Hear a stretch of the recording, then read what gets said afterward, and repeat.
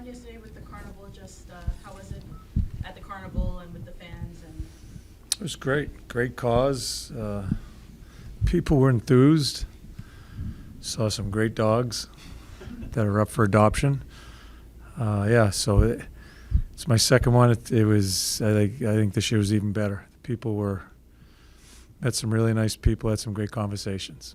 I know you say you read your letters and whatnot. I'm sure the sentiment this year has been more positive from the fans than last. Yeah, not so sure. Not so But sure. Was the sentiment at this carnival more positive than the last one? Oh yeah, even last year the people were great. The people have been, no matter how we're playing, the two carnivals I've gone to, they were all positive. And some questions were asked about certain things that we do and certain players that you scratch, and I think at that time, I think you give them an answer. I think you have those conversations. We're trying to build our team to the city, how the city is, and join in with them. I think in those situations you converse with them and just be honest with them. You mentioned the Tampa game that you thought there weren't too many bad minutes in that game, even though the score was a little lopsided. And then against Boston, you're right there after 40 minutes. When you look at defensively, obviously there have been some moments where there's some pretty big breakdowns. Can you do anything as a coach to try to avoid those big breakdowns at certain moments of the game to prevent? Just keep working at it. We have it's different partners, it's different personnel. We show tape, we talk about it. All you can do is just keep working at it. For as tough as it might be, sometimes depth-wise on the back end, you have Cam York and Igor Zamula that are getting more minutes, getting more of a look. How do you think those two young guys, or I guess how good is the opportunity for those two young guys, maybe specifically, to get more of a role? Who are you speaking of, Yorkie? York and Zamula. Yorkie's played a ton of minutes all year long. He'll play more now. But for the guys like Z, the six we put out there, they're going to get more time. We'll play. Sandy and Yorkie are going to play a lot, but there's going to be more minutes to divvy up, and it just gives other guys opportunity. There's no answer I can give you that is, there it is. It's just you got to play. You got to try to play better. And when you have the injuries and trading of walks and the whole situation back there, it gives guys opportunities. With Sean Couturier, do you feel like he's maybe starting to earn a little more ice time in your eyes, or where do you think his game stands? No, I think there's a number of players, him being one, need to be better. Okay. You had him with Guerinov and Atkinson today. Are you looking at that as like a potential? I'm not sure what the lineup's going to be. Okay.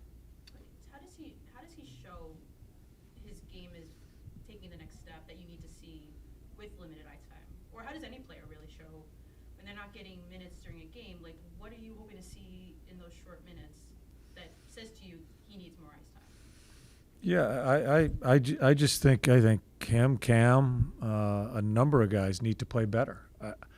It's the old chicken and the egg. Give me more ice time, I'll show you. I've given people plenty of ice time.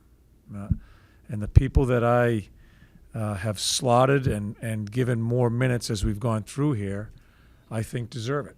And, so I don't know.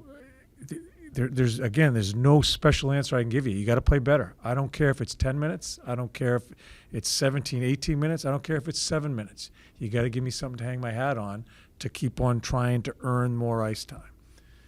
But while I'm coaching 20 guys, not just one or two or three, it's all of them, and those are the decisions I have to make. How do you work through it? And I guess this is speaking to Sean, but it really could be applicable to any player.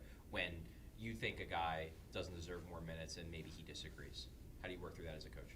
You talk about it. Yeah, that's easy. Those are conversations, and a lot of times you don't agree. But I still have to make the call as far as ice time, and I go about my decision that way. It's certainly when you're dealing with players that want more, you want the conversation. You want to hear what they have to say. They need to listen to us too. And see, the thing is, when people want more ice time in a team sport, they forget about that there are other people there playing too around them that might be playing better.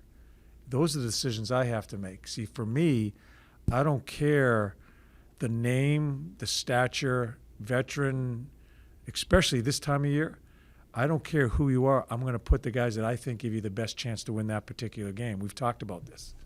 So, yeah, you certainly have discussions, and they have a right to disagree. They have a right to have a discussion with me, and I think that's how you develop your relationships within a team in a long year. Travis Konechny said that Wayne Simmonds was the perfect role model when he came into the Flyers. He said that the honesty and the candor that he showed after a tough game, rubbed off on other players. I know you coached against him. What are your thoughts on his retirement? I don't. I just heard. I don't know Wayne at all. I watched him from afar and played hard, played the right way. But I've never spoken to him. I don't have information like that, like TK has. I hope he enjoys the next part of his life. He played the game the right way, and I just hope things fall into place for him as he starts his next chapter. And tremendous amount of respect for him as far as watching him from afar. You've talked about obviously needing more from certain guys in the team, probably some of the guys at the top. Was one of the positives coming out of the Boston game that some of those guys, Farabee gets 2 goals, Morgan Frost has a really nice goal, Tippett's been scoring at 3 assists, that some of those guys might be getting going? Yeah, you hope some confidence come with it. With goal scorers, if they no matter what's going on, if they get some points, you hope that it builds their confidence. And Tip, Tyson, Coots, Cam, we need to get a little bit more consistency within our lineup.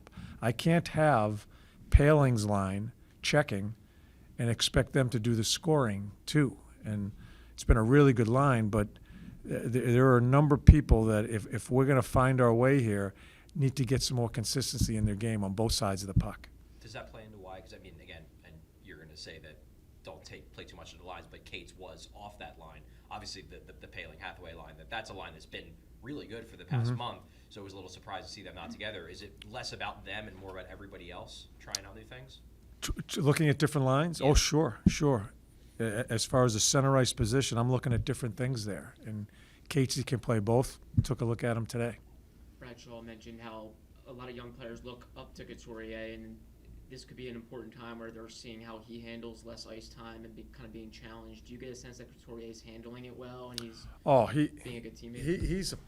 I'll never worry about him as far as effort, as far as attitude. He is a pro. I have a tremendous amount of respect for him, and I'm not worried about that. I need him to be better. That's all. The term playing flyer hockey and being a flyer is used a lot. Wayne Simmonds is probably someone who maybe epitomizes that. I guess, what does that mean to you, though, in terms of when you say someone like Nick Seeler is a flyer, plays flyers hockey? Like, what does that mean to you, that terminology? Well, it's just the hardness of it. It's doing the little things. It's the wall play. It's being selfless. It's just the determination that comes into play. As I've said, we're trying to build a team here to identify with the city, and the city identify with us. That's hard work. That's determination. That's no nonsense. Willingness. All those contribute to being the right pro. And you're going to need skill. You're going to need goaltending. All the stuff that comes with winning. But the way you present yourself as a player individually, and then how you present yourself as a team, to me is what I want to see exemplify us as Flyers playing in Philadelphia. And I certainly think we're on the right road there. Just to follow up, the term gritty is how would if you saying someone's Oh, gritty, it's such a broad word. It's mindset. It's wall play. It's taking a hit to make a play. It's caring about your teammate. It's such a general term. We could talk about it all day long.